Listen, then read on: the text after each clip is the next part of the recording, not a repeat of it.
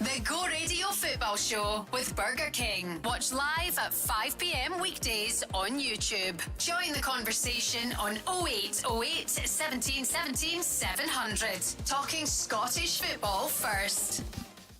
One title, 3 teams, 3 points in it, and 5 games to go. From tomorrow, in 21 days' time, we will know who has won Scottish football's big prize. Your guess is as good as ours. It's Rob MacLean on the Go Radio Football Show with Burger King, Barry Ferguson and Mark Guidi are here, and so are you if you want to be. Join the football conversation. We're talking football for a couple of hours, and you know the number 0808 17 17 700. 2 weeks ago, before the Scottish Cup semi-finals, we had a rare happening, a rare weekend, only the second of the season, when all 3 of the title contenders won.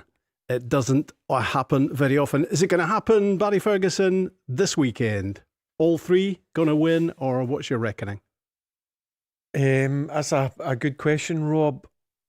I would probably say the hardest one is Hearts travelling to Hibs, Easter Road. Hibs have been in real good form over the last month or so. So yep, I fancy Celtic, I fancy Rangers. The only one that I'm not too sure about is Hearts travelling to Hibs, as I said, because David Gray has got Hibs playing some good stuff. They've really picked up, as I mentioned.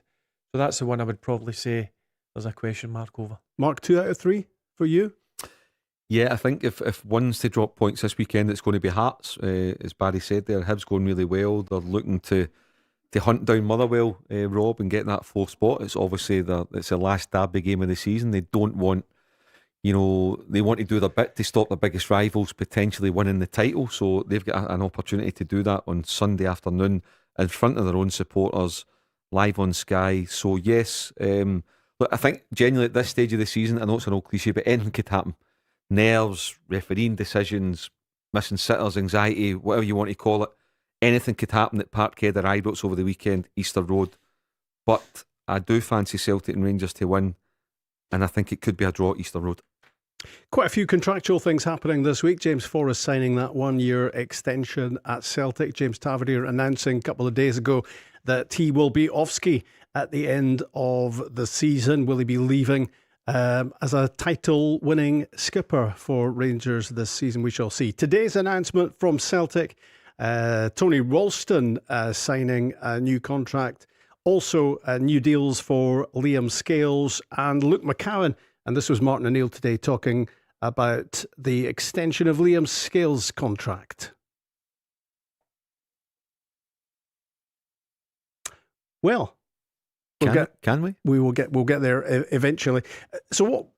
Liam Scales, he's been so solid, so dependable. He's 100%er. But I get the feeling that there's been a discussion over the last couple of years about him that Celtic could upgrade on Liam Scales when it gets to the top level Champions League competition. Do you go with that, Mark, or how do you rate him? I think you always look to try and upgrade, Rob. I mean, suppose for a club like Celtic, most clubs you're looking to have 4 central defenders, ideally 2 right-sided, 2 left-sided. I think all things being equal, Cameron Carter-Vickers and maybe Austin Trusty might be the preferred 2, but Liam Scales has shown that he's a very, very capable Celtic defender. I think a lot of Celtic fans, they're not his cup of tea. Sometimes he can be a bit of a whipping boy. But I like him. He's a good solid pro. He's low maintenance, won't let you down. But yeah, you should always be looking to upgrade. However, whether it's Martin O'Neill or whether it's a new manager come the summer, that's something taken care of in terms of getting guys tied down. Of course, there's still work to do. Celtic need to overhaul the squad. They need to bring in more quality. They need to spend some money to do that. But tying down in the first instance that you mentioned, Liam Scales and James Forrest the other day, I think it's positive business. It's a strange time, isn't it, at Celtic? Well, it's a strange time maybe generally in Scottish football, but we don't know if Martin O'Neill is going to be here any longer than the end of the season. It's probably very doubtful that he will be here next season. But in addition to trying to win the title, Celtic also have to be looking at that squad, who they want to get out of there, who they don't want anymore, who they want to come in, and those players of the current squad, Barry, that they want to tie up, like Scales. Yep, and more than positive that they've asked Martin O'Neill. He's the best one to ask. He's inside the building at this moment in time, and I think they've went to him and obviously Mark's mentioned James Forrest signed a contract extension in a day. Obviously Liam Scales, Luke McCown and Tony Ralston. So I think they've went to Martin O'Neill and said to him, what's your opinion on these players? And I think that's the reason why Celtic have offered these players new deals. Right. The system is not working beautifully, I'd have to say. Here, let's try Martin O'Neill. I just think that the new manager coming in, I think he would accept that he would definitely want these players. 2, are they fit enough to do the job? Yes. 3, are they good enough to do the job? Absolutely. And I wouldn't, if for instance, if you wanted to sort, let's say Liam Scales, who's 27, 28 years of age, and his contract's running down at this minute. Well, I think you'd want to do something about it now. And I think the club would, I think we'd all see that Liam Scales can do it. So I don't think that that my presence either here or there is going to make a big difference. That's how I see it. I just think that he is good enough to play for the football club, good enough to improve as well too as time goes on, and that's probably how I'd see it. And more importantly, I think that's how the club see it. That's Martin O'Neill answering the question about should you be signing players with next season's manager at the helm of it all. What do you think, Mark? No, I think he's quite right. Again, whether it's Martin O'Neill or whether it's a new guy that's coming in the summer, he's going to have 1,001 things to address, Rob. And if he's coming in, he's saying, well, you know what, Liam Scales is tied down, Luke McCown's tied down, fine. See if he comes in and within 3 or 4 weeks he doesn't fancy them, then they're in a position of strength in terms of a transfer fee to move them on. So that's fine. I don't have a problem with that. When Barry will know modern day clubs now, most of it, they'll get, it's not like you're signing duds. You're signing very capable players. Like if you look domestically, they are more than capable of being in that Celtic team. You spoke about an upgrade. I get that for Europe, absolutely. You're always looking to improve, but to get that kind of business done, it's just potential headaches ticked off the list. The next thing they'll need to address is Engels. So that's one where you save that decision for the new manager, or you might not have a manager for a couple of weeks and the board go and sell him before the new guy comes in, but he'll have 2 years to go. So you either fatten him up, Rob, and give him a new deal and give him more money, or you say, well, do you know what, we need to sell now because we're not going to wait a year down the line. There's talk of Nottingham Forest coming back in.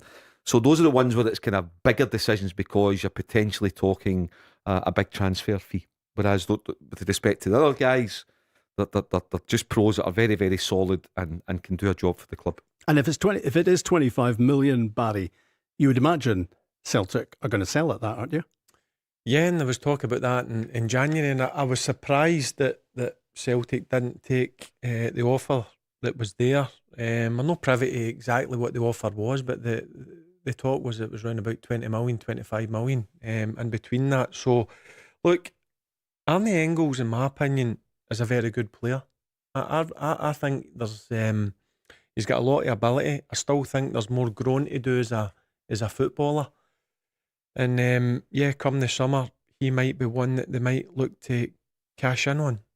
£25 million is a lot of money up in Scotland. Nottingham Forest, as Mark's just mentioned, they're the ones that come in for him in January, and there's still obviously interest there. So I'm sure come the summer, if that offers round about the £25 million mark, I'm sure Celtic would look to do business.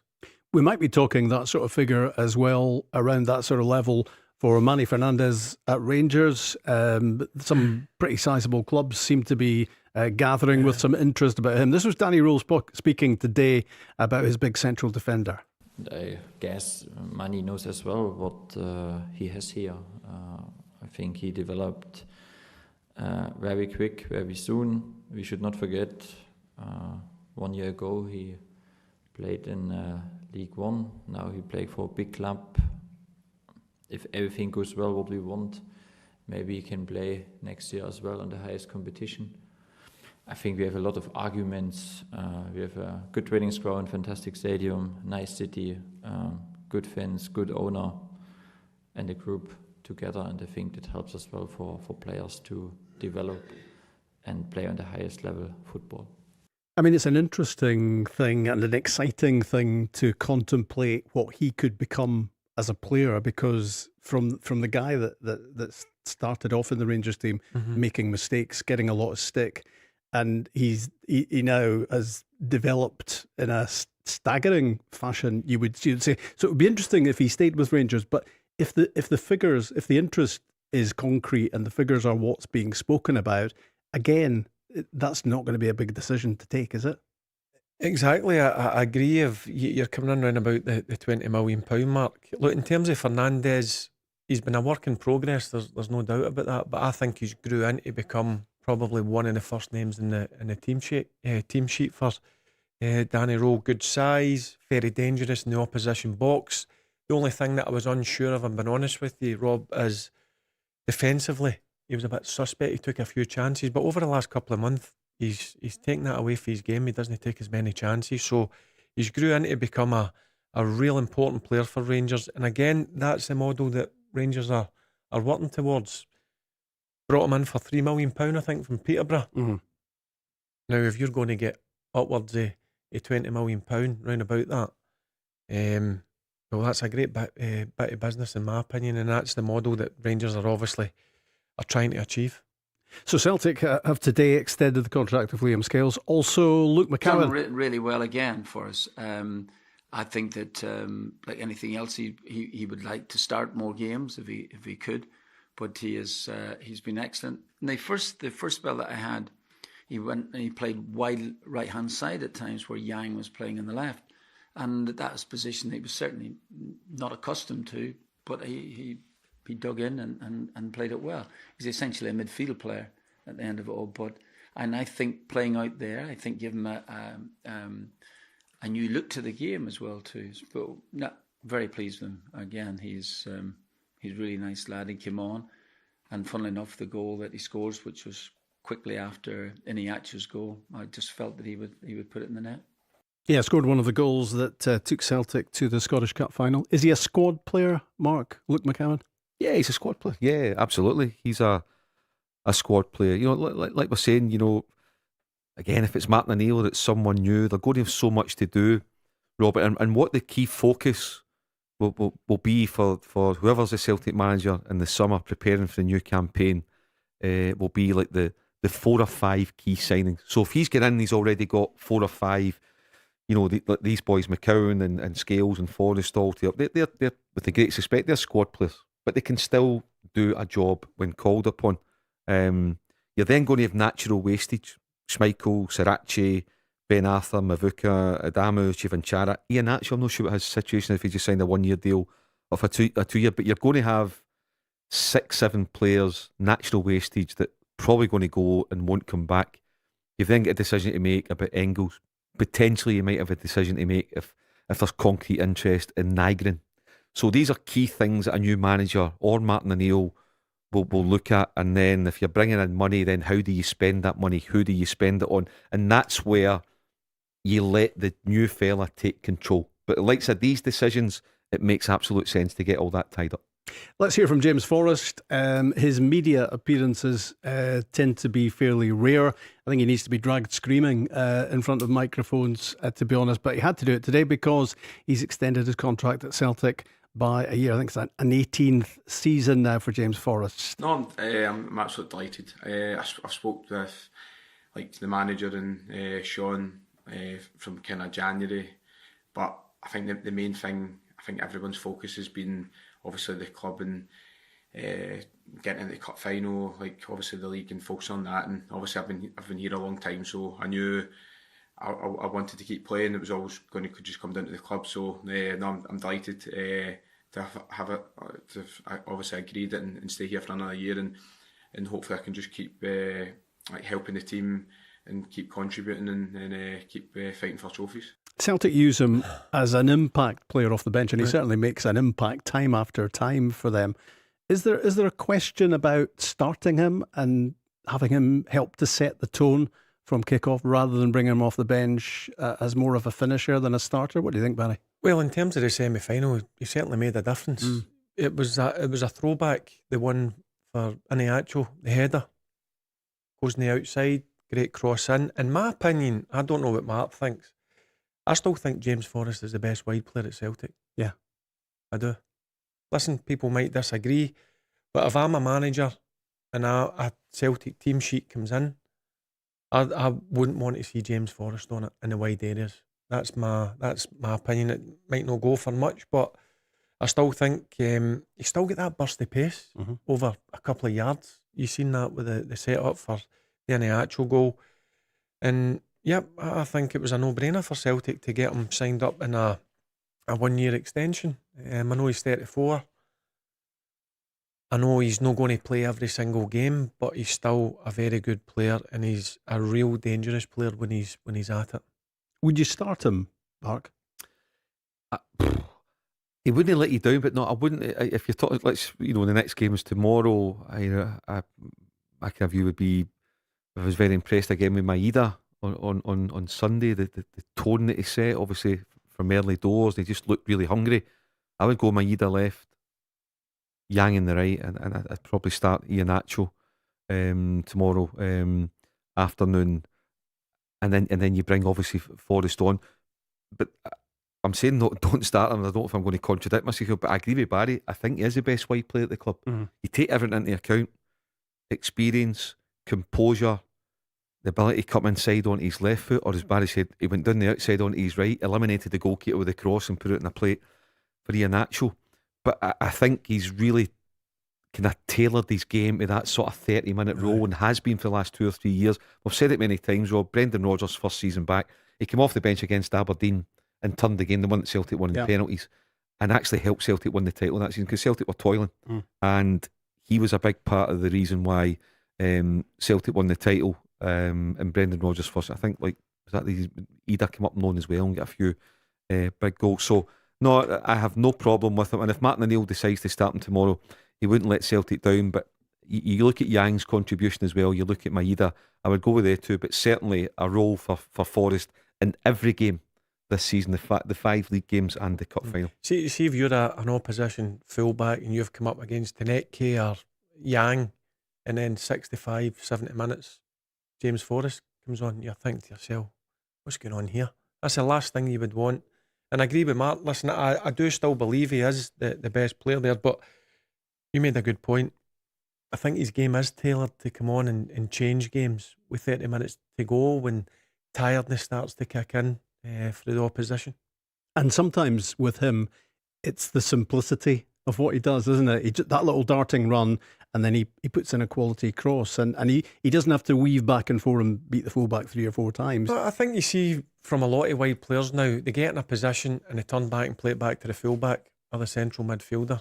James Forrest, when he gets 1-on-1, his first thought is, will I go on the outside or will I go on the inside? So he's got the fullback thinking, but it was a throwback. The goal, you still get that burst of pace. You've seen that.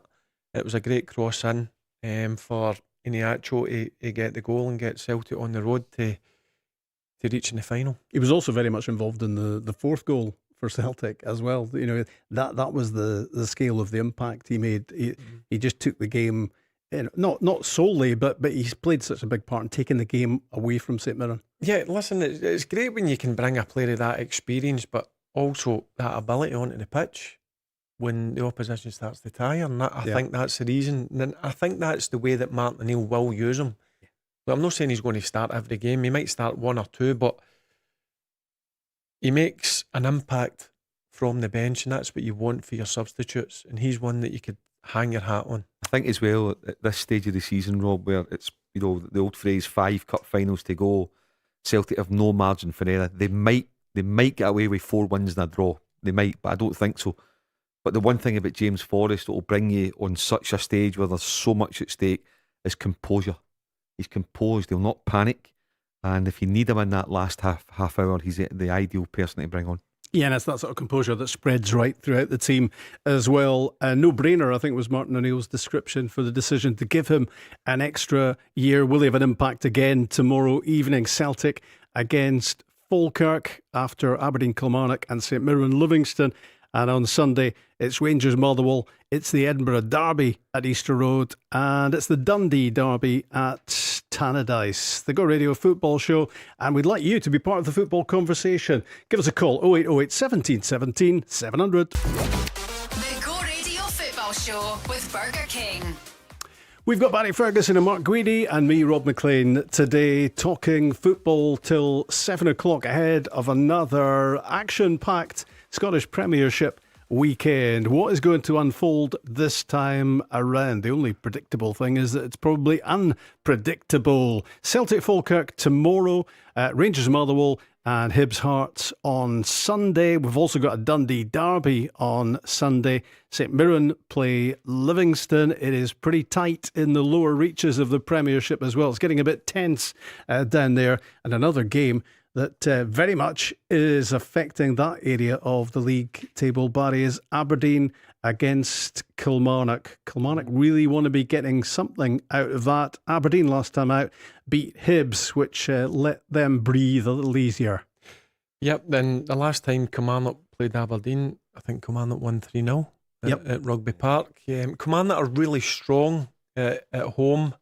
It's just their away form, I'm sure, will be concerning Neil McCann and Billy Dodds. But listen, see if Kilmarnock go up there and get a result, it drags Aberdeen straight back into it.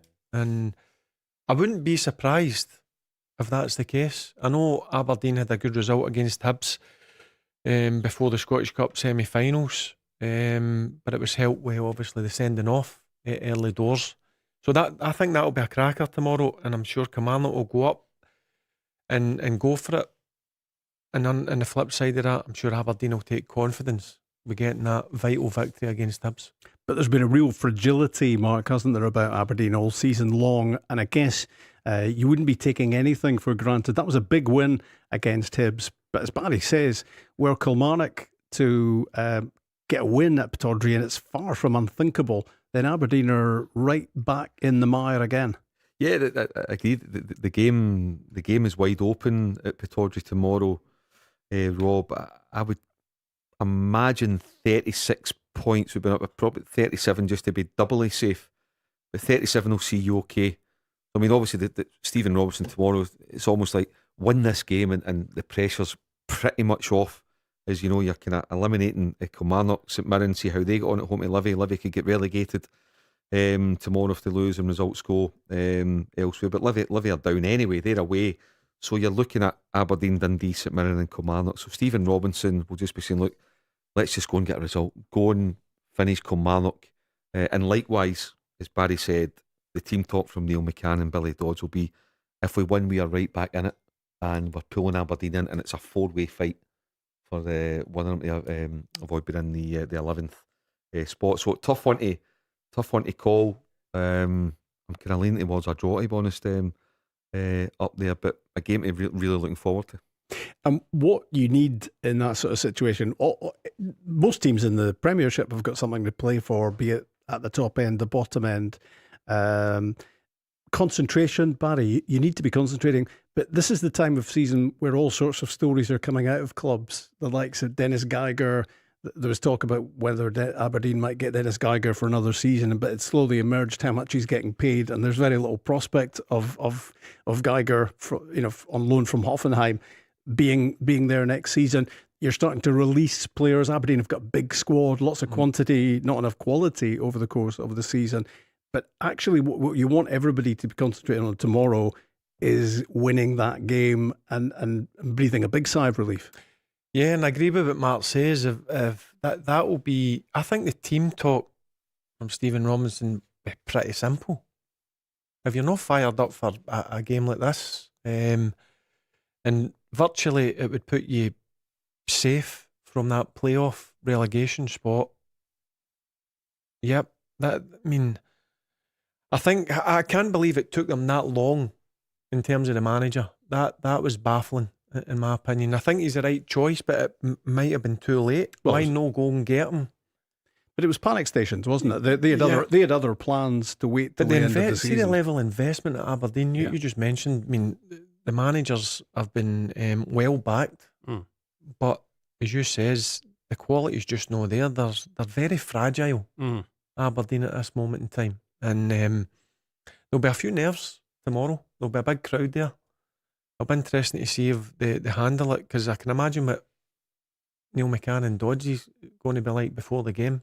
Because they'll be firing their players up and saying, listen, we get this win, we're dragging them back in it, and we've got every opportunity to get out of this. So I think it'll be a cracker at Pittodrie, and it'll be interesting to see who comes out on top. Another massive match which will affect the top end of the Premiership is the Edinburgh Derby.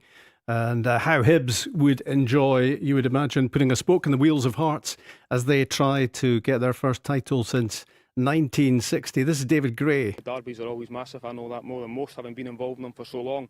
There's certainly an edge to this one because of what's at stake for both clubs. Everything to play for, as you've just rightly said there. We are going for that top 4 finish. We're desperate to try and do that. And this is a business end of the season now, where everyone plays everyone round about us. And the exciting thing is, every team in the top 6 has got something to play for. This would be the worst place on earth that Hearts would want to go at this stage, Mark, isn't it? To try and get 3 points and keep on track for the title, because Hibs would take ultimate delight in giving them absolutely nothing tomorrow. Oh yeah, I mean, proper derby game Sunday afternoon. I don't think Hearts will be scared in any way. The fact that they've not a game for a couple of weeks, they've had a few days in Spain, got nice sessions, a good weather. There'll be the old phrase, champing at the bit to get involved, and again, no simplifying team talks and all that, but again, for Dennis, this is our first cup final. We won our 5 games, we're champions. Nobody can stop us. We won our 5 games, we are the champions. This is the first one. Get it ticked off. Not only that, go and rub it into our biggest rivals on their patch and show what we're about. Everybody's still writing us off, apart from our own supporters. Everybody's still expecting us to topple. We're at the top of the league for a reason. Go and show why. But look, Hibs will equally be fired up for various reasons. That's why I think it's going to be a tough game. But I don't expect Hearts to be going there with any trepidation. But that doesn't mean to say that they're going to win the game. If Hearts lose that game on Sunday, Barry, or even if they don't win it and lose top spot in the Premiership, could that have a knock-on effect on the other 4 games coming up? There's a possibility it could. But again, listen, Easter Road's always a tough place to go, but see, if you want to be a champion, you need to go to places like this and find a way to win. And I'm sure Mark makes a good point again. It's very simple, the team talk here. They've got dangerous players. The 2 up top are the difference makers, in my opinion. Shanklin and Braga. I mean, what a find Braga's been. Just a bundle of energy, goal scorer as well. And listen, he's a football player. These are the games you want to be involved in. Hibs are chasing 4th spot. They're chasing Motherwell down. Hearts are sitting top of the league. They want to remain top of the league at the end of the game. So it's another cracker, and it's exciting. The games that I'm looking forward to Sunday. It's obviously you've got the derby up in Dundee. You've got Rangers. You've got Motherwell as well. Motherwell are wanting to finish in that 4th spot. Yeah, and that's not going to be an easy game for Rangers. I was at the last game when Motherwell travelled to Ibrox, and I haven't seen a team dominate so much in that first period, the 20-25 minutes. They were excellent. But in terms of Hearts, I don't think they'll be scared. I think they'll go with a lot of confidence, but also Hibs are in a good vein of form as well, so that could be a cracker. I wouldn't obviously underestimate Hearts' final 3 games, one of which of course is Celtic the last day of the season at Parkhead. But I'd have to say, Rob, if Hearts win on Sunday, following game 2 of the split, Rangers are going to Tynecastle. If Hearts come out of there with 6 points out of 6, I think absolutely nobody will stop them. Yeah, nobody will stop them. And that's not to take anything away from Falkirk or Motherwell, which will be game 3 and game 4 for them. But if they win their next 2 games, I think they're as good as champions. And one of the big pluses for Hearts as well is that they've now got partnerships back in the team that have been crucial to getting them where they are. You spoke about Shankland and Braga back together again up front, both with a big scoring threat. Yep. You've got Devlin and Beningame and Leonard now available. You could potentially see all 3 of them in the midfield on Sunday, and you've got Halkett and Findlay back in tandem again at the back. I was just about to say that he's a big player to get back, Findlay. Him and Halkett are absolute rock solid at the back. You mentioned Devlin in the middle of the pitch. He's a big player, so they've got all the big players back, and they'll be chatting at the button on Sunday. They'll go there with a belief they can get the 3 points against Hibs. That'll be a cracker at 4:30. I'm looking forward to that game. Here's Danny Rule talking about the title race from a Rangers viewpoint. The most important thing is that we have the belief, we have the confidence that we can win games. We spoke about 9 finals. We won the first 4 finals. It was a good first step. Now we have the next final where we have to go. And I think the slogan after Falkirk, keep believing, this is what we do at the moment. In this direction we go. We don't look not too far away. It's game by game. We focus on our own. We have to perform. We have to win games. In some moments in football, you need also a little bit the luck in the right moments. If you hit the post and the ball goes in or goes out, this is also football. But what you can influence, we prepare as best as possible. We try to play our best football in the last 5 games. If you do this, we have a big opportunity. It's interesting to listen to the 3 title chasing managers and the different tone that they put out, and certainly Danny Rule, very positive, isn't he?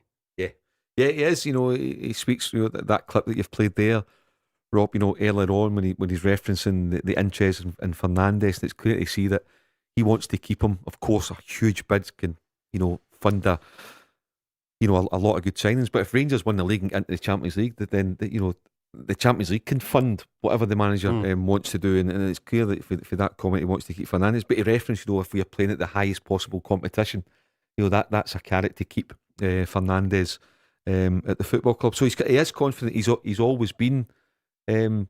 I thought his first few months he was kind of under the radar, didn't draw attention to himself. It was chaotic at Celtic Park. Rangers had been chaotic the first sort of 10 weeks of the season. Then it kind of the focus switched to Celtic, and Hearts were getting a lot of publicity as well for being top of the league. And then he kind of made the headlines, if you like, himself with the comments about Martin O'Neill and about Celtic, etc. But he's been consistent without. I wouldn't say he's been arrogant, but he's been consistent as in, no, we can win the league. We can do this. I have a belief in my squad that we can emerge as the best team and the champions come May the 16th. You said it, Barry. Mouth-watering matches, one and all, right across the weekend. And one thought I have about that Rangers-Motherwell game is that Motherwell haven't won in 5, which from one angle could make you think, right, okay, this is actually quite a good time to be playing them, because maybe we've seen the best of Motherwell this season. But the other thought that strikes me is that in the way they've gone this season, that is highly unusual that they haven't won in 5. So maybe Sunday is the time. Good point you make. It's easy to say as the wheels come off. I watched the game at Tynecastle and they should have went 2-1 up with Juan Manisi is through. He's got to score. What a turn. He's done all the hard stuff. Yeah, the change of pace and the turn. He's left the Hearts defenders for dead. So that could have been easily a win for Motherwell. And they've still been playing well. They've not been winning games. But this is a game that you have a slight concern about it, because they'll enjoy coming, because they've got an air of confidence about them, the way they play. They take chances, but they're a very good footballing team with real dangerous players. And I firmly believe Rangers really have to be on top of their game to win this, because both times I've come up against Motherwell came away from Ibrox with nothing. It was 1-0 Rangers, and then obviously the game at Fir Park where the score in the last couple of minutes down to 10 men, they were really good as well. So this is one that when I seen the fixtures come out, it's easy to say, oh, Rangers are at home, it's going to be a stroll in the park. This ain't going to be a stroll for Rangers. This will be as tough as they get against a very good and confident Motherwell team, albeit they've not won in 5 games. I wonder, Mark, if you're thinking about the Celtic Falkirk game tomorrow evening changes on the basis of the Falkirk team news, which has Scott Bain out, Liam Henderson out, and Philip Lissa. So you've basically got three out of the goalkeeper and back four missing. Big at players as Celtic well. Park. Yeah. Yeah. All top performers this season.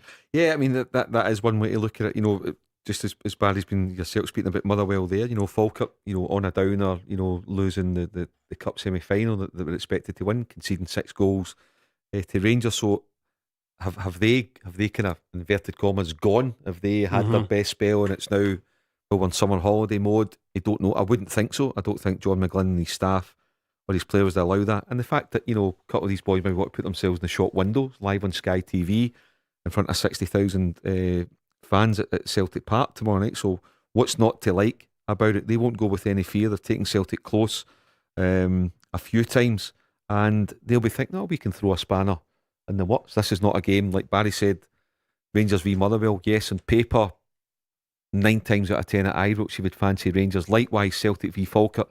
But again, at this stage of the season, Rob, you cannot take anything for granted. Celtic, Rangers and Hearts have got 5 games each. None of them, absolutely none of them, are gimmies, including the game tomorrow at Parkhead. We're talking football till 7 o'clock on the Go Radio Football Show. Feel free to join us. You know the number, 0808 17 17 700. On the other side of this break, we'll have Celtic Rangers news for you. The Go Radio Football Show with Burger King. Another massive weekend in prospect in the Premiership. Aberdeen Kilmarnock tomorrow. St Mirren Livingston ahead of Celtic against Falkirk, the first of the 3 matches that will tell us how it all stands at the top end of the table. Currently, Hearts a point ahead of Rangers and 3 in front of Celtic. 3 teams, 5 games to go. Just those 3 points in it. And who would say with any certainty who is going to end up landing Scottish football's big prize? On Sunday, the Dundee Derby firstly, then Rangers Motherwell at Ibrox. That's a 3 o'clock start. And 4:30 for the Edinburgh Derby at Easter Road. And that is going to be high tension, certainly high stakes, as will be the upcoming Old Firm game, of course. Not so very far away at all. 21 days of football will decide it, starting tomorrow. A Rangers statement today. Yesterday, say Rangers, Celtic FC informed us that they will not provide any tickets for the forthcoming game to our supporters unless we agree not to allocate tickets to members of the Union Bears. We have firmly rejected these conditions and have referred the matter to the SPFL board. Rangers is fully committed to safety at football matches, and we've been clear in condemning the actions of certain individuals on the 8th of March. We've been attempting to work with Celtic to mitigate any security concerns for the upcoming match. At a crucial stage of the season, the removal of away supporters from one of the defining fixtures of the competition would introduce a clear and material sporting imbalance. It would also set a precedent with potentially significant consequences for the league in future seasons. This game is an opportunity for Scottish football to demonstrate, say Rangers, that it can respond constructively to recent events. It should be a showcase occasion and a chance to rebuild confidence in how matches of this nature are managed. Just a couple more paragraphs. We want, say Rangers, what supporters of both clubs expect. A match decided on the pitch with both sets of supporters present. We ask the SPFL board to uphold the integrity of the competition, enforce the rules and ensure that the agreement in place between both clubs is honoured. That's a Rangers statement just released, Mark, in the last few minutes. Yeah, so just digesting it, Rob. Bit of a minefield. Great story for a Friday night. So basically, yeah, Celtic have informed Rangers that they can get an allocation, but Rangers cannot use that allocation to give tickets to any of the members of the Union Bears. So that's the crux of it.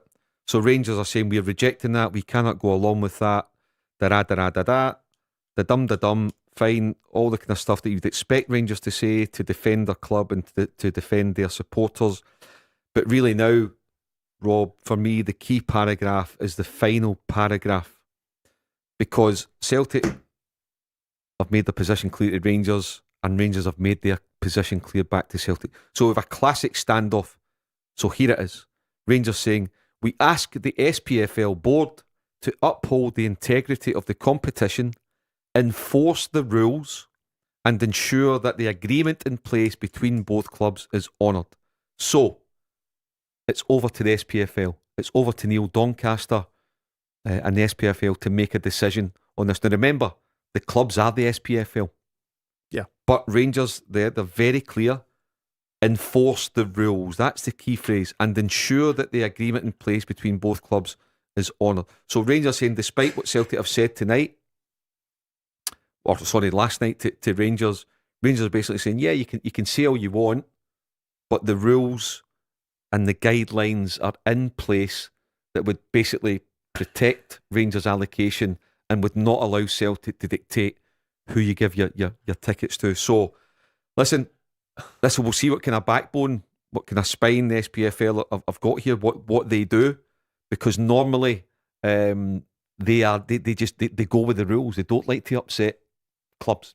That's what they do. But clearly Celtic and Rangers will not be able to sort them out themselves. This kind of thing could end up going legal well before the. I was the worried game, something like this would happen leading up. We're 2 weeks away from the game. I think Rangers are spot on to reject.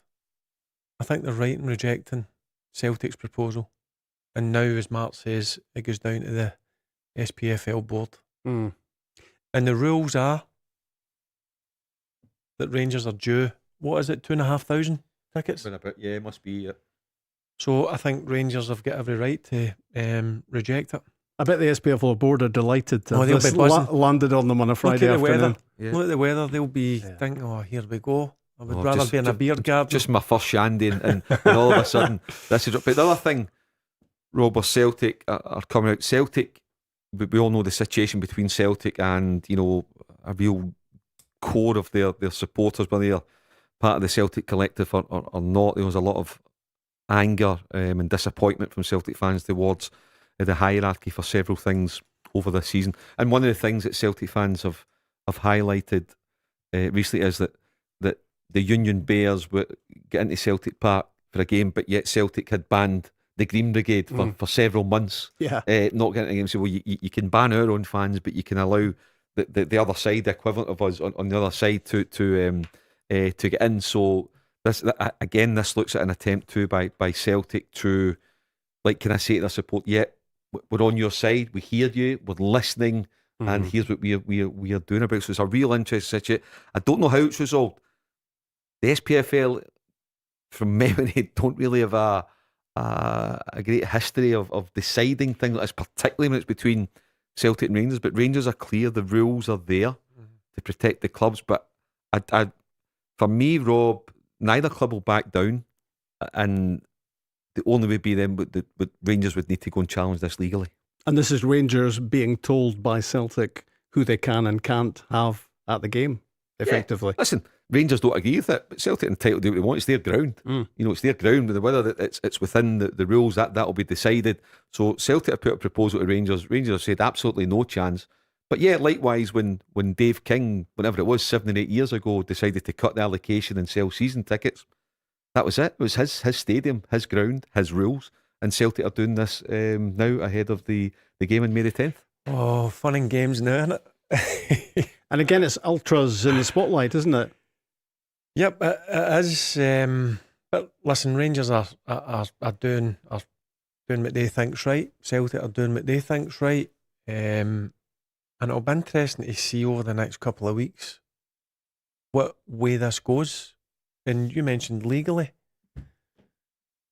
So, albeit there's a couple of big games before the one in a couple of weeks.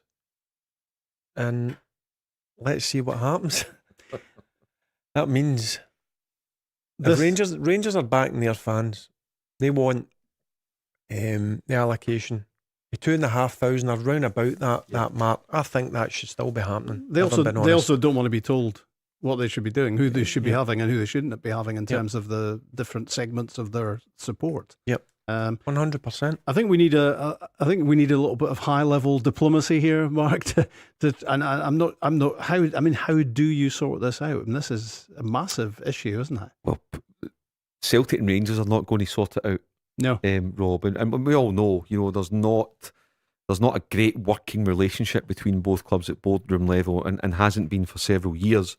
So let us say, the key for me. Okay, so we've got the story. We know what the story's about.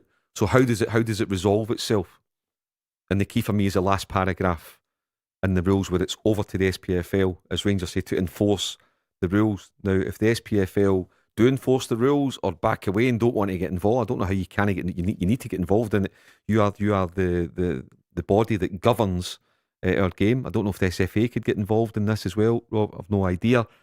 But for me, I don't see Celtic and Rangers resolving this together, and therefore, I think it'll end up legal. Okay, here's the Celtic statement following the most recent derby match at Ibrox. Celtic Football Club has engaged in dialogue with Rangers FC with regards to ticketing for the forthcoming game at Celtic Park. To be clear, we're ready and willing to make the full allocation as normal available to Rangers FC, subject to a condition regarding distribution to a particular section. Celtic's priority will always be the safety of those attending Celtic Park, and following a detailed risk assessment with regards to the forthcoming match, the club has made a reasonable request of Rangers FC that tickets are not distributed to a section of supporters which very recently and identifiably engaged in serious violence and disorder involving Celtic supporters, staff, police and stewards.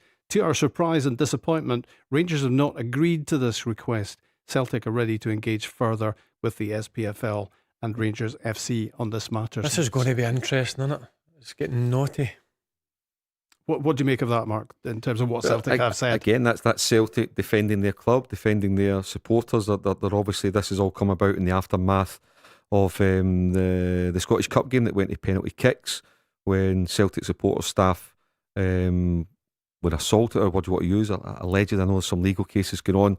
So let's say this is Celtic, because again, Celtic were, as a football club, were criticised by their own supporters for not coming out with a statement to defend. Rangers come out with a statement to defend their own club, and Celtic were criticised for not doing so. So this is Celtic now doing this. So they're basically saying, we feel that a section of Rangers supporters didn't treat our supporters and staff correctly, and therefore this is, Celtic's statement there says a detailed risk assessment. A detailed risk assessment. So again, this is Celtic's home ground, their home fixture, and they have to do what they feel is right for them as a football club and for their supporters. Likewise, Rangers have to defend themselves. See if you've got an agreement in place, surely you have to honour that agreement. What if you don't honour that agreement? What happens? That's exactly the point Rangers have made by putting it back onto the SPFL.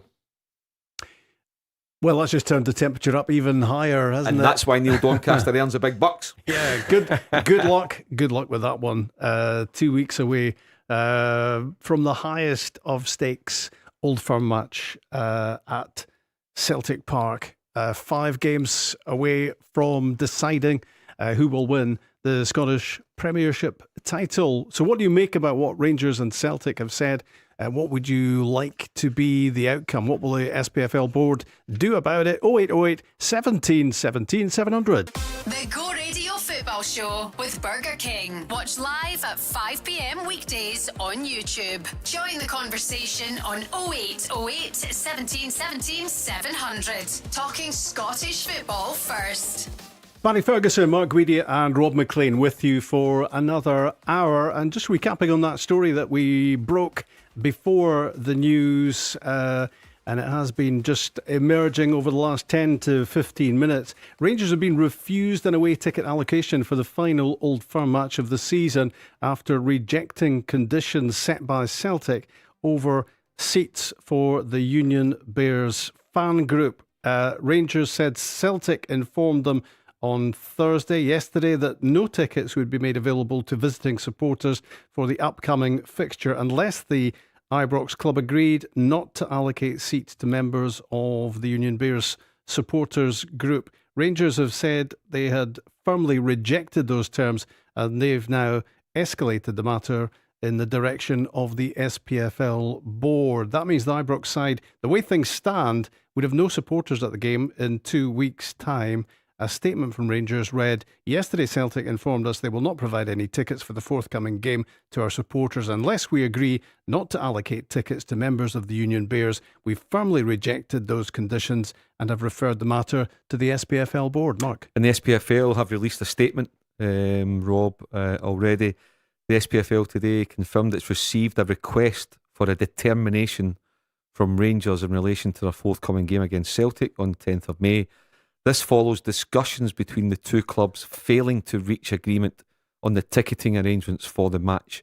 Celtic is not in a position to allocate any tickets to Rangers for visiting supporters for the match. The SPFL have said the SPFL board will now appoint a subcommittee to consider Rangers' request for a determination under SPFL rule. It's either 127 or L27. So the SPFL are on it. They've appointed a subcommittee to consider the rule that's in place at Rangers' request for the SPFL to make sure this rule stands and stays in place. How quickly can that be sorted out? You wonder. I mean, this is how quickly did Mark Guidi get that? I know. That was scary, wasn't it? Hotline. That's why he's. I And don't want to bump my gums here. Did you want to know what SPFL rule L27 or 127 is? I think we do. Okay, so forgive me, it's either 127 or L27. The home club must make provision for the admission of such reasonable number of visiting supporters at every home league match, and it may be agreed with the visiting club, and in the event of them being unable to agree such number, not later than 14 days prior to kick-off, which, unless I'm mistaken, will be Sunday. Mm-hmm.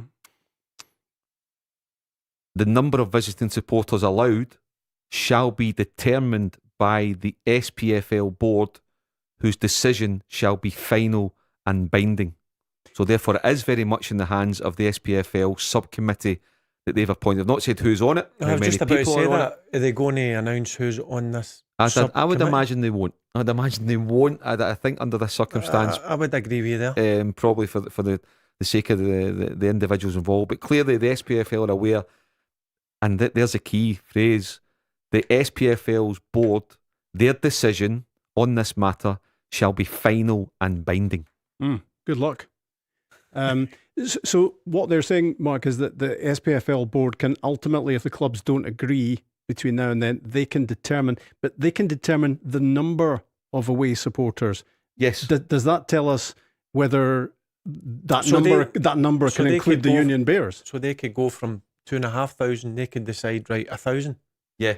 It's their gift to decide. But I would imagine they would look to just go with, well, what's inverted commas, what's the norm for such a fixture? How's it been played out this season? What's the kind of average? So I think Barry's right. I think without knowing the exact number, I think it's been kind of agreed. It would be ballpark 2,500 Rangers supporters in the traditional Rangers end at Celtic Park.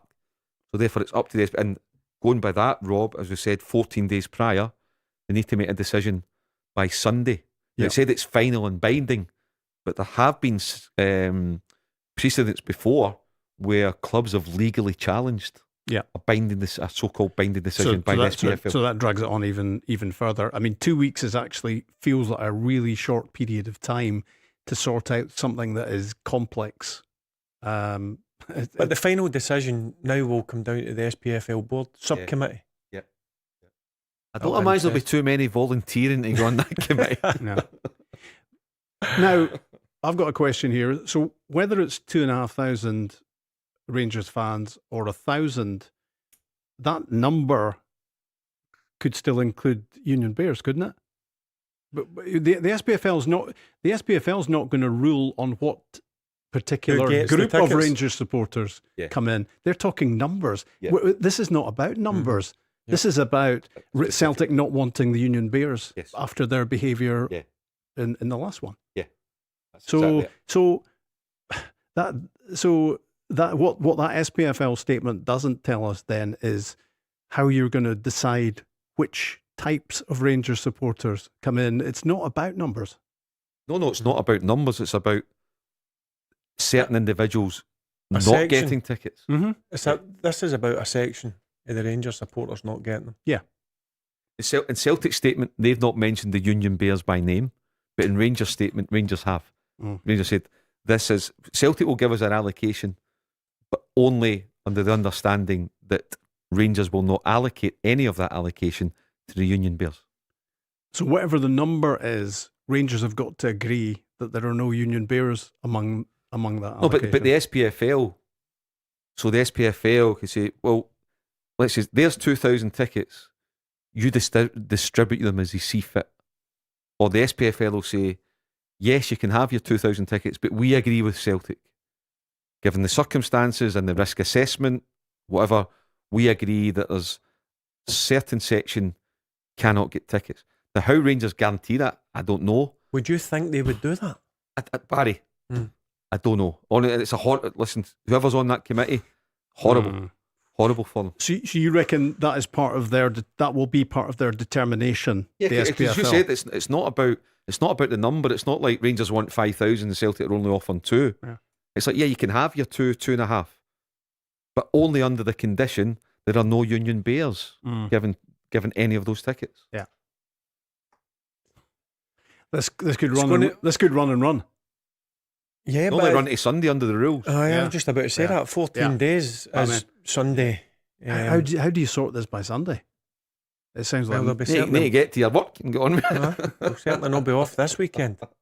It sounds like mission impossible. But the football news coming your way first on the Go Radio Football Show. It's pretty dramatic news, and good luck to the SPFL board in trying to bring everyone together and get this sorted out. On the pitch on Sunday, Rangers against Motherwell, who haven't won in 5. They've had such a fantastic season. That's been shown in the number of their players who are in the PFA Scotland team of the season. What does Danny Rule think about the opposition at Ibrox Sunday? They create always chances. They are on front foot. They have a lot of rotations in possession. They play with calmness, with brave. You see also that they have some really critical ball losing situation in some areas where we can hurt them, and they can dominate games. I think this is also part of this story. I think in all the games now, what I watched so far, big opportunities. Even on the weekend last week, could win this game. But on the other side, my group can also hurt a lot of opponents. We have some really strong games against the ball. I think this is crucial, that we are well organized, that we understand a lot of things against the ball, but also we have to be brave. I want to see a team on Sunday who wants to keep the ball and bring them backwards defending. And if we do this, then we have a great opportunity, I think. Even for the opponents now to prepare us, they know as well we have a lot of weapons we can score. 5 games, 15 goals. I think this is also massive. And we showed as well character to come back even when we are down, and this is also part what we learned. It's a challenge, but I'm really looking forward to play in front from our supporters, 51,000, bring the stadium to good noises, go forward and let the opponent feel what it means to play in Ibrox at the moment. Rangers' goal scoring, Barry, has been spectacular, hasn't it, recently? And who knows, in this tightest of title races, which is not easy to say, it could come down to goal difference in the end. Yeah, it could be very important. 14 goals in 3 games, Rob. Very impressive. What they have been, they've been leaking a few goals as well, which will be a slight concern. But listen, they'll need to be brave. You mentioned there, they'll need to be brave because Motherwell will be brave. They'll take chances. But you're at home. You're 5 games to go. These are the games you want to be involved in. And Rangers are in good form. They're watching the game a couple of weeks ago. I couldn't believe what I was watching the first 40 minutes. I've been honest, very lethargic. Falkirk were far the better team. The Rangers got the goal at a crucial time, just before half time. and then it was like a different team in the second half. Of course, the change that he made at half time certainly made a difference. Majowski up top with Chimite. I think at times Chimite, when he plays alone, becomes isolated. But certainly Majowski, over the last month or so, is starting to show his worth, starting to get a few goals. He's certainly a penalty box striker. So would you have the front two on Sunday? I would play both of them. Yeah. Without a shadow of a doubt, I'd play the both of them, because this is a game that you need to go full throttle to get the 3 points. And the two up top caused Falkirk all sorts of problems. And it looked to me if they had a real good connection as well, both of them. It allows Chirmiti, he likes to be out the box at times and go into the wider areas, run the channels. Majowski likes to be in between the 18-yard box, and that's when that's where he's most dangerous. And obviously letting Raskin off the leash. I thought in the second half against Falkirk, he drove the team. He was the biggest difference for me. And yeah, that's the way for me he has to go against Motherwell on Sunday. But there is a vulnerability about Rangers, as Barry said. The first part of that game where Falkirk, had they scored a third, maybe had Rangers not scored before half time, it might well have been game over. And Celtic have got that vulnerability as well. And I guess those are ingredients which have actually gone towards making this title race so exciting. Aye, yeah, because they're both at a level of inconsistency. They're always against opponent. I don't think any opponent has shown any fear against Rangers or Celtic this season, whether you're going to Parkhead or Ibrox or whether you're having them at your own ground, which has been great, Rob. Really refreshing. Clubs, Barry said, Motherwell dominating a lot of the games.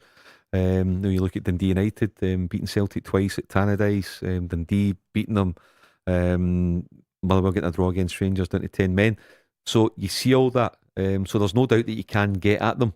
But certainly Rangers are they're free flowing middle to front, and they've hit that kind of form at the right time. I agree with Barry 100%.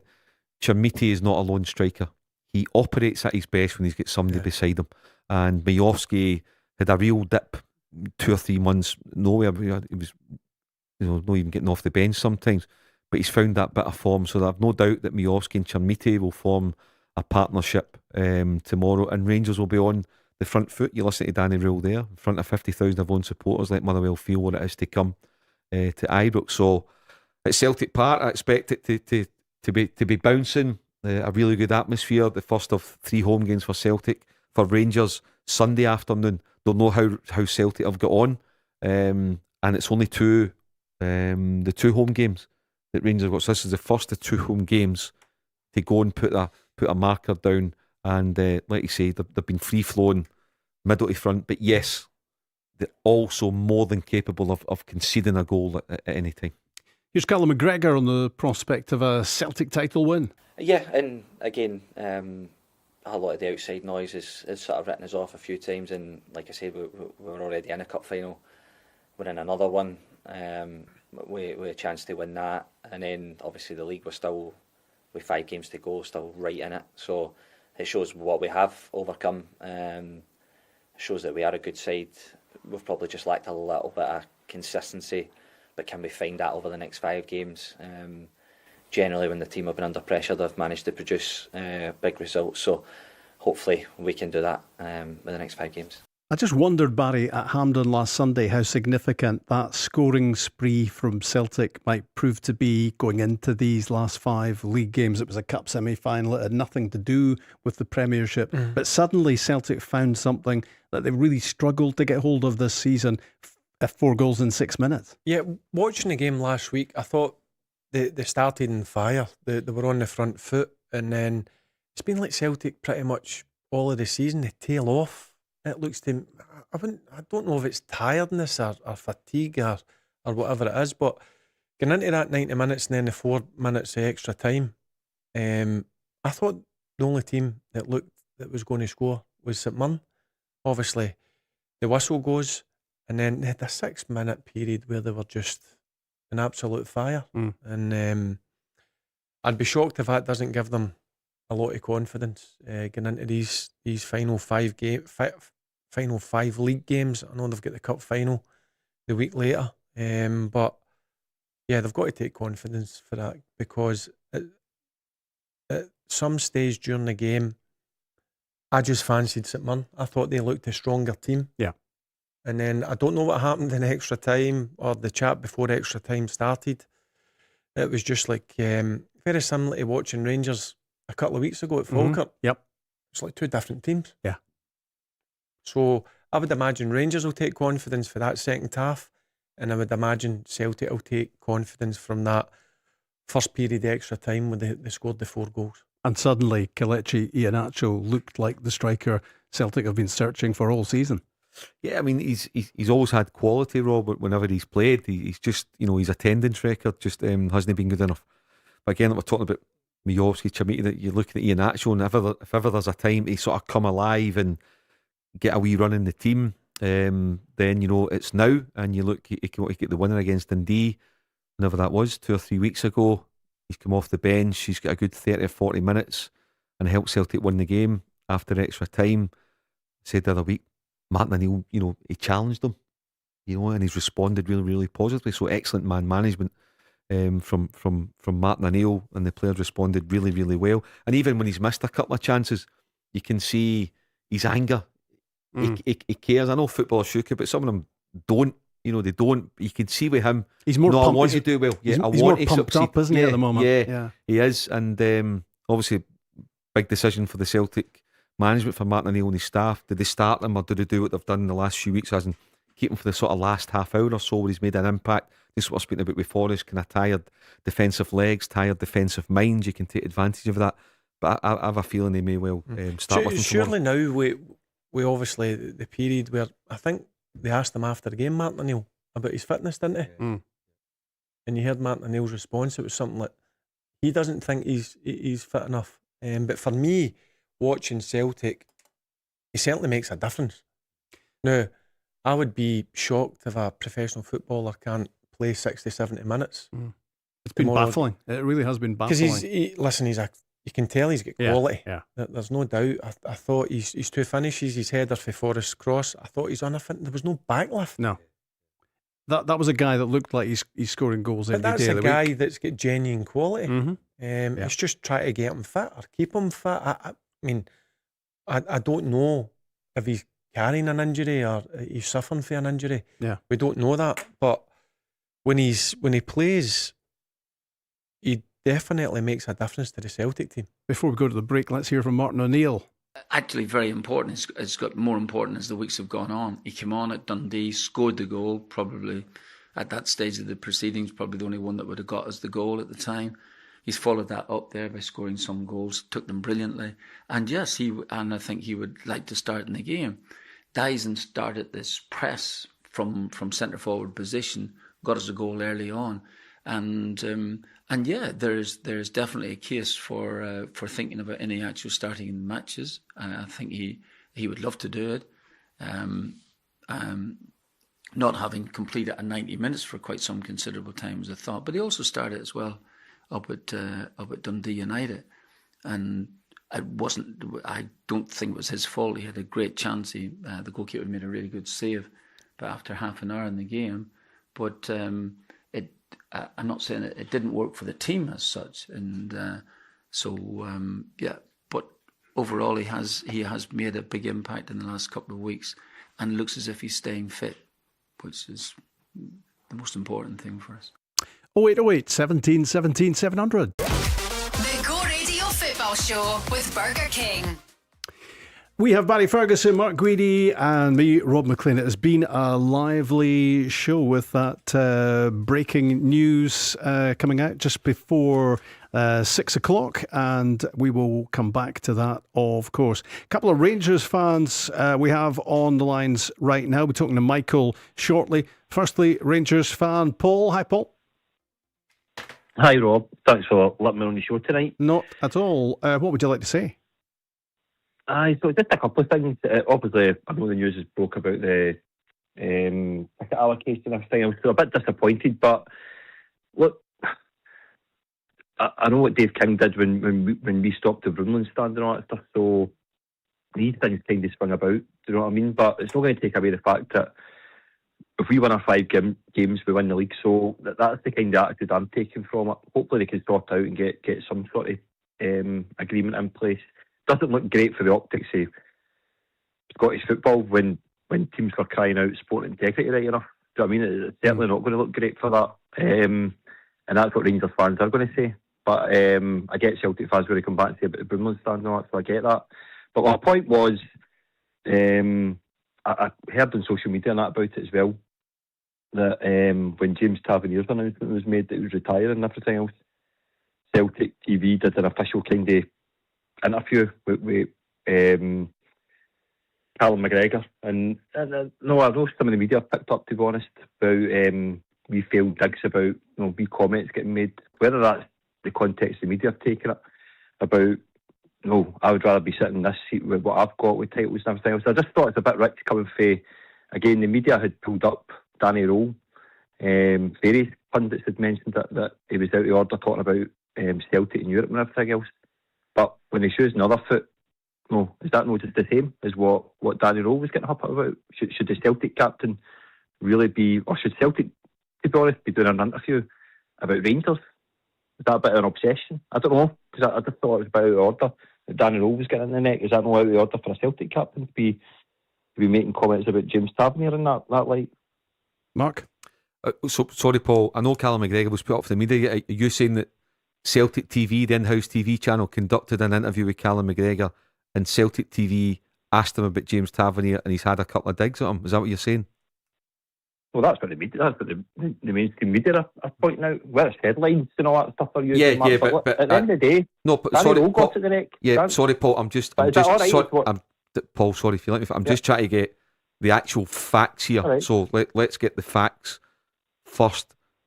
I don't know. I know that Callum McGregor was put up yesterday and it had been open house for all television channels. So listen, if you're saying that Celtic TV had an exclusive with our captain and they've asked him about James Tavernier, I would find that distasteful if Celtic have put that exclusively on their own channel. If it's within a media conference, then I think that's a bit different. I get what you're saying about the content there was, but I just want to establish the facts. First of all, are you saying absolutely that Celtic TV have done this exclusively with the captain? Well, it's officially on the media outlets I've looked at, Mark, in the sense that one of the headlines, I'm happy in this position. It's a reference about I'm happy that I've won what I've won. Right. That you can't get away from that. That's what the media are reporting, Mark. That's facts. That's not me making this up. That's the actual statement. All right, okay, yeah, but I think I don't want to name it. No. Is there an interview out out there? there? The Daily Record in that. Yeah, is there an interview, Paul, out there, Callum McGregor? Aye. Celtic TV, yeah. It was the media picked up yesterday. I read it and look, I know you can get clickbait things where you click on it and all that. So I get all of that happens to Scottish football, but I just felt Danny Rowe got it in the neck. Whether you agree with that or not, do you know what I mean? He was commenting on a Celtic match and there was a lot of pundits. No, definitely across different media were saying he was out of order, it was naive, blah, blah, blah. And Matty Reel picked up on it and kind of made a point about it. I didn't agree with it. I just think keep your mouth closed and everything else. And Barry knows because he's worked under legends like Walter Smith and Dick Advocat, people like that you just keep your own counsel and everything else. I didn't like what Danny Rowe did, but I just felt, I didn't even know that, I never read, I don't watch Celtic TV, right, for obvious reason, I'm a Rangers fan, right, but they've obviously asked a question, but I just thought, well, what do you think, Mark? Should they have actually mentioned? Well, okay. Well, first of all, look, I don't think, going by what you're saying, Paul, unless I'm mistaken, I've not followed every word or every outlet. It sounds like Cal McGregor's been put up, and maybe Celtic TV have covered the conference, so therefore Celtic TV aren't asking all the questions. So it could have been BBC, STV, Sky, anyone that have asked the question, and Celtic TV have filmed it. Anyway, regardless of that, then what you're not happy about is what Callum McGregor said. That's the essence of your complaint, really. You're not happy with what he said. No, well, we live in a country where we've got free speech. Yeah, but it's more the fact, Mark, that pundits the media were heavily critical of Danny Rowe. 100%. They were. Oh, it wasn't. And by the way, I was one of them. Yeah, I thought, So that's what I want he to was see. wrong. And then in the Sunday, in the build up to the game, he volunteered the fact that Celtic had changed the goalkeeper, and he volunteered to go back to that situation. Can I interrupt you? This was the media conference, and this was Callum McGregor speaking about James Tavernier. So let's have a listen to what he said, rather than guessing. I would like that. And hearing second and third hand. This was Callum McGregor at the media conference, and Paul will talk to you on the back of this. Yep. Yeah, really, really top footballer.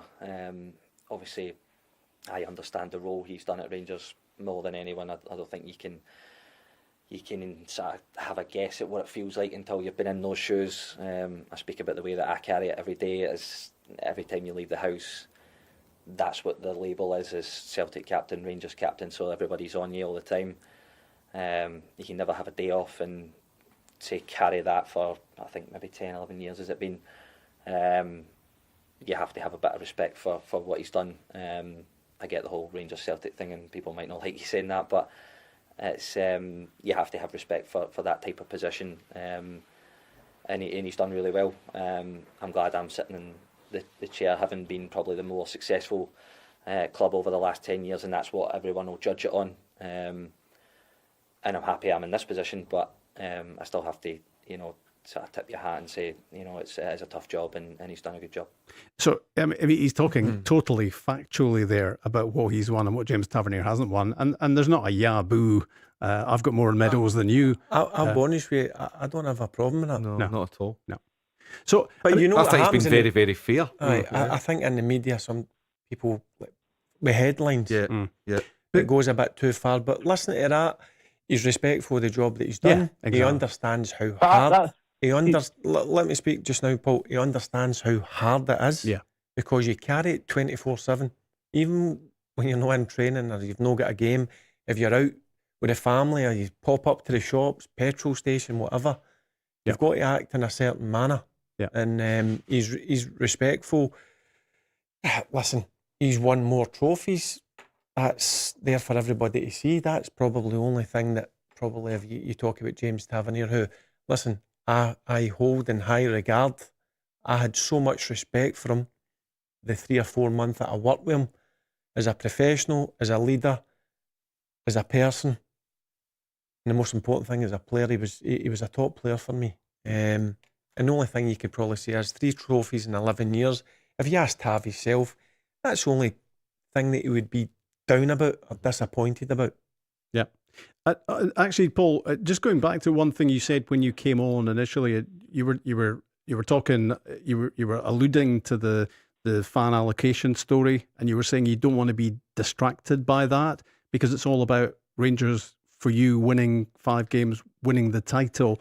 So maybe the same would go for anything Callum McGregor did or didn't say about James Tavernier, and we've just heard what he said at the media conference. The most important thing at the moment, presumably from your point of view, is Rangers firing on all cylinders and winning this title. 100%. I'm more just sticking up for Danny Rowe, if I'm being honest with you, because you guys know better how the media works. I don't work in that industry, right? But I just think, I don't think, in my opinion, Danny Rowe said anything that was disrespectful to Martin O'Neill or Celtic individuals. He was picked up on talking about a football match. Yeah. I mean, call it naivety or whatever you want to call it in the circles, but I just thought he got a hell of a hard time. Yeah. Or something he said when you've got a Celtic captain talking about, and I know he wasn't disrespectful. Again, He was asked the question, wasn't he? The best way to answer that, Rob, is you just body swerve it. Yeah. That's what I would have done. Mm-hmm. If I get asked about Celtic playing, what was it, the Thursday night? Stuttgart. Aye, I'd be like, well, you know what? I would just go along the lines I didn't see the game, or say something like that. Yeah. Anyway, Paul, I agree. It was a learning curve that for Danny Rowe. Really, what? And part of the problem for Danny Rowe with that interview, Paul, was he didn't win the game. See, if he'd have won the game, it would have been fine. Aye. But the fact that he didn't win the game. But just to go back to Callum McGregor, because I have to say I agree with Barry. I think Callum McGregor's been very respectful towards James Tavernier. His first quote is, "He's a top footballer." I tip my hat to him with a bit of respect from him, and maybe he's alluded. Maybe some Celtic fans won't like me for saying it, but he's been a captain. You have to live and beat. So I think he's been very, very fair with his comments. So your comparison with Danny Rule stuff, the way the media reacted to what Callum McGregor said yesterday, I don't get where you're coming from. I think you're a million miles off it. Okay, Paul. Thanks for joining us on the show. We're going to squeeze in Michael here as well. That we went on and on there a bit about Callum McGregor and James Tavernier, etc., etc. Michael, welcome to the show. And what would you like to say? Good evening, Rob. Hello. Hello, Mark, and hello, Barry. How you doing, Michael? All right? Listen, I'm a Rangers supporter, and we need to stop this try and make players out of the other side of the divide. We need to stop this. I heard the Callum McGregor interview this afternoon, and the guy's just saying what is true. He's won the trophies that James Tavernier, unfortunately, has been in a very, very, very, and you'll agree with me, Barry, a very, very poor side that has let the club down the years and never went through with league titles and cup games and all that kind of stuff. He's just been one of the unfortunate captains of Rangers. But what you can't take away from him, I absolutely love him, but what you can't take away from him is his extraordinary goal-scoring record and appearances. I agree with you, Michael. I think you've summed them up. And what also you can't take away from the man himself is he never hides. He's never hid once. No. And before I got to work with him last year, I sat in this show plenty of times when he was getting criticised, and it's easy to throw one in or hide in a corner. He never done that. And once I sat down with him when I got the job, there was a clamour about going to change the captaincy. I spent 2 minutes with him, and I knew what it meant to him, and I could see in his eyes that he was proud to be Rangers captain. And then when you see him operate, you see him work every single day, how he goes about his business, I've got nothing but good things or great things to say about him. And he was brilliant for me, superb for me. Again, this season it's been difficult for him. He was out the team at the start of the season. Russell Martin didn't fancy him. He never spat the dummy out. I get asked the question on here, how will he react to it? Do you know what? He'll be angry, he'll be disappointed, but do you know what? He'll work hard in that training pitch to get back in the team. Got to sail back in the team. He's been in and out with Danny Rule, but in the crucial period over the last 3 or 4 games, who's been starting? James Tavernier. Yeah. Because he's very important to Rangers. It's been interesting in the last couple of days how his time at Rangers has been summed up by people. What I think is really misleading is when people say, well, he's only in 11 years, he's only won 3 trophies as Rangers. He's only lifted 3 trophies. Yeah. Well, that's a lot to do with the people round about him, much more to do than the player himself. Because he's a figurehead. And when you don't win stuff, what happens? Generally, you go for the manager. But what do you do? For the leader. What do you do if you're the captain of a poor team? Yeah, and it's not on James Tavernier. Listen, if James Tavernier had better players round about him, yeah. And I've been asked the question in terms of playing in. I played in an unbelievable team in the late 90s, early 2000s. If he played in that team, he'd be successful. Mm-hmm. Same with the Walter Smith era. He would be Alan McLeish era. Yeah. He'd be successful. And his goals would have meant a whole lot more. Yeah, but Rob, seen 11 years and it's always up for debate about James Tavernier. £300,000 he cost. Yeah. Look at the amount of, what is it, 560 appearances, 100 odd goals, 100 odd assists. He's, I think he's been an excellent Rangers player, a top Rangers player. And the only thing that will go against him is the trophies. But that's not just on James Tavernier. That's my outlook on it. Did Danny Rule want him to stay? I think that's not a topic for today. I think there is a final decision.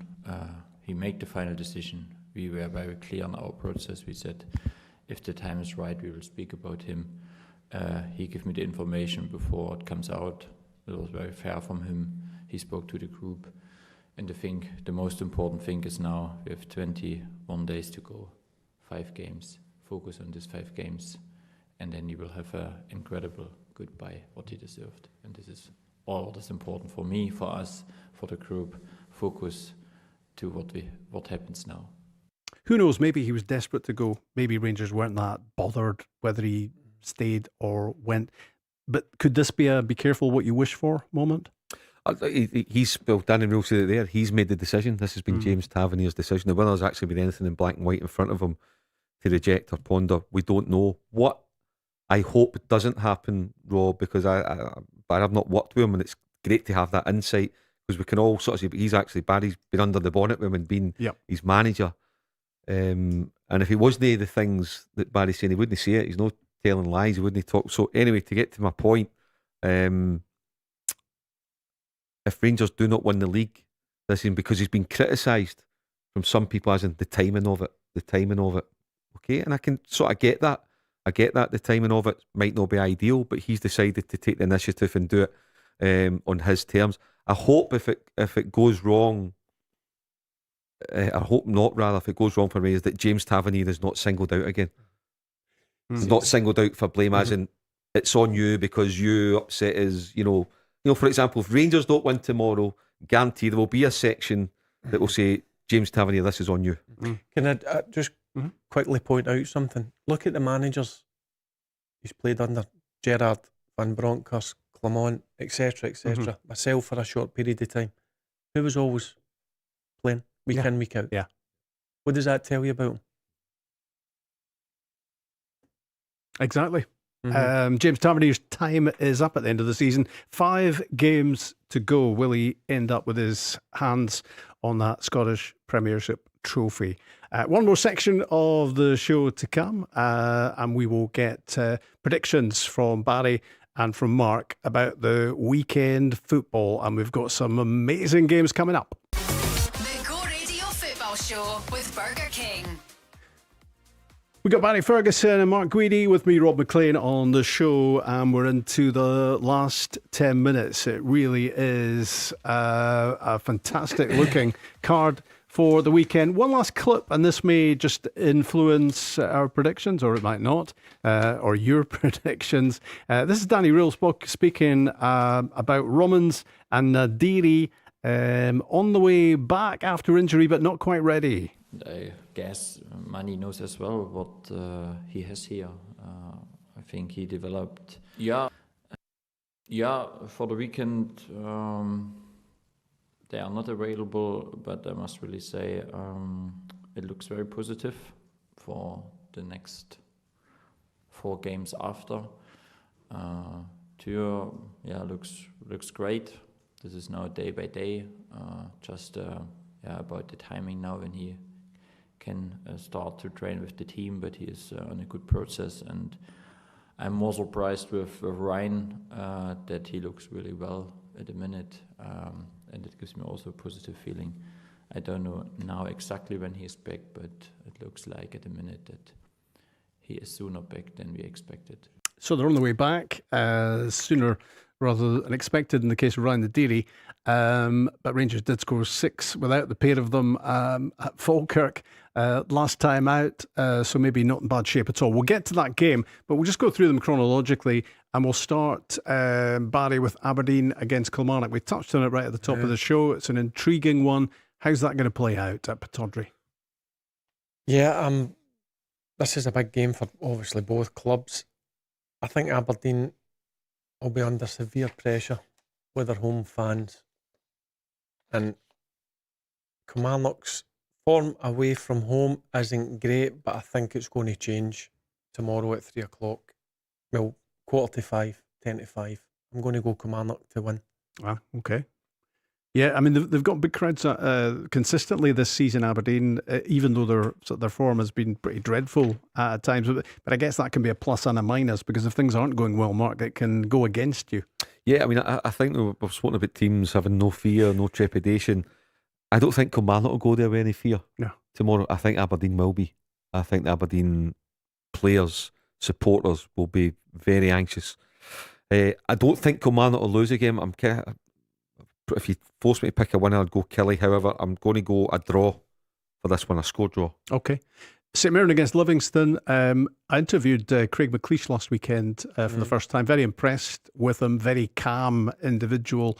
I think you see that in the way in his team as well.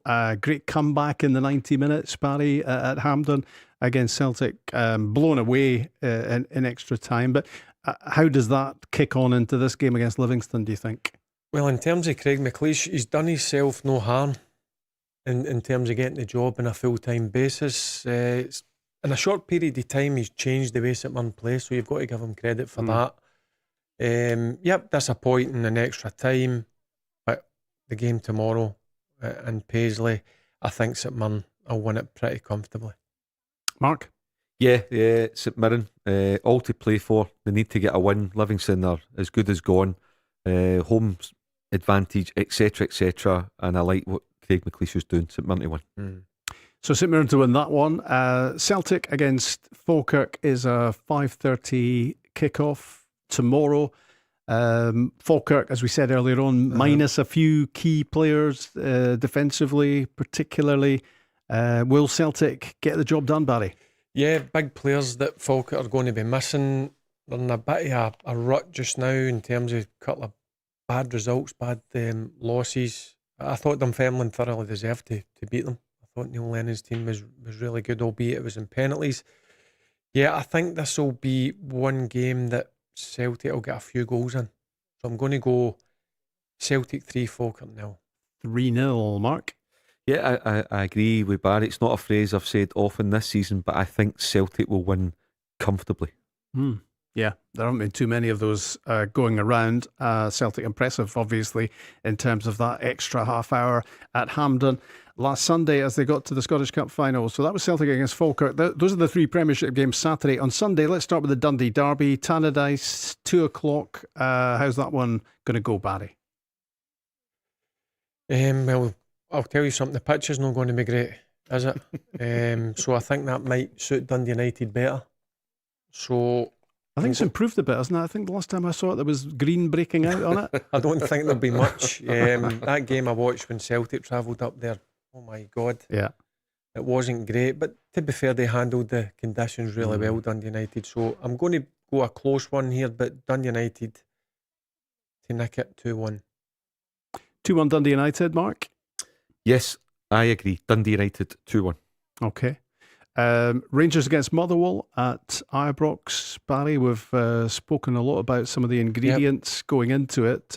How's that going to play out? As I said at the start, Rob, this is going to be tough, but listen, I would be amazed if Rangers don't know how important this first game and the split is.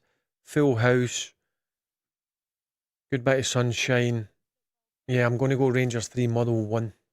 3-1 Rangers. What is Jens Bertel Askew going to come up with at Ibrox on Sunday? Are Motherwell played out? No, Mark? I don't think. I think, like, you know, maybe if you have a wee bit of a lull, is it no wins in 5? You said, Rob. Again, Motherwell have had that 2-week break, and you can say, like, listen, you know, let's finish on a high. Let's make sure we get 4th place. Don't let Hibs go above us. Let's be really, really positive. Try and get back to getting some clean sheets. Try and get back, and there's no better platform to go and do that and show what you're about. Going to Ibrox in front of 51,000 supporters. But fun enough, before Barry made his prediction, I'd written down mine, and I agree 100% with Barry. Rangers 3, Motherwell 1. So, in a season when Rangers and Celtic haven't very often won on the same weekend together, you're both suggesting, relatively speaking, comfortable wins. Celtic against Falkirk, Rangers against Motherwell. And maybe the big head scratcher of the weekend is the leaders at Easter Road, Barry. Yeah, as I said, it's always a tough place to go. Hibs on good form. But I'm sure Derek McInnes will be drilling into his players. People will think we're going to Easter Road and we're going to drop points here. So I'm going to go Hearts to win. Hearts to Hibs win. 1, Hearts 2. Which would be massive if they can do that, because I think most people are seeing this as a real toughie Yeah, listen, they're all toughies. Yeah. The last 5 games are all toughies, but I've just got a feeling Hearts will go there and prove a few doubters wrong. Mark? I think Hearts will drop points. I think Hibs will just have that bit about them and could probably, most possibly get a draw at this game. I don't fancy all 3 of them to win, Rob. I know they'll have it to play each other, so there's only maybe like 2 weekends where they're not get involved with one against the other, and I don't think they'll all win. So on the balance of probability in terms of winning and dropping points, I think it'll be Hearts. It's at Easter Road, it's a derby, etc, etc. I don't think Hearts will lose the game, but I just have a sneaky it's going to be a 2-2. And will they come back from that? Can they come back from that? Oh yeah, Yeah. they can. Like, I hope not the following week. But I would say with Hearts, Rob, I know we're all saying 5 games to go. If you win your 5 games, you're the champions, of course. But I think in Hearts' situation, I think 13 out of 15 would still win then the league. Yeah. So they couldn't afford to drop any more. But if they do win on Sundays, Barry thinks they will, and they beat Rangers next week, I've no doubt Hearts will be champions if they take 6 points on the next 2 games. Thanks, Mark. Thanks, Barry. Cheers, Rob. Thanks, Rob. Have yourselves a great weekend.